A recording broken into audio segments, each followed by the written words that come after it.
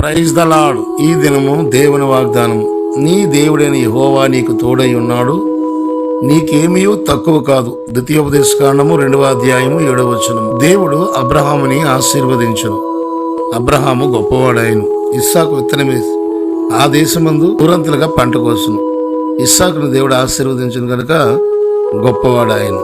యోసేపునికి దేవుడు తోడయుండి ఆయనను ఆశీర్వదించును కనుక ఆయన దేశానికి ప్రధానమంత్రి ఆయను. యాకోబు యవనస్తుడై ఉండి నేను వెళ్ళి చోటు నాకు జయమిచ్చి తినడానికి తిండి, కట్టుకోవడానికి బట్టలు సమస్తము దయచేసిన ఎడల అని ప్రార్థించి బయలుదేరినప్పుడు గొప్ప ఆస్తితో యాకోబు తిరిగి వచ్చాడు.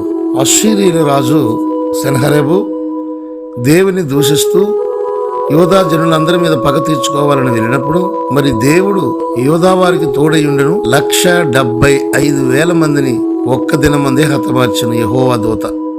కాబట్టి దేవుడు మనకి తోడై ఉంటేనే మనము సమస్తము చేయగలము. ఆయన మీకు తోడై ఉన్నాడు. ఆయన మిమ్మల్ని నడిపిస్తున్నాడు. ఆయన మిమ్మల్ని ఆదరిస్తున్నాడు. ఆయన మిమ్మల్ని ఓదారుస్తున్నాడు. ఆయన మీకు తోడై ఉన్నాడు. ధైర్యంగా ఉండండి, భయపడకండి. ఈ వాగ్దానాన్ని స్వతంత్రించుకోండి.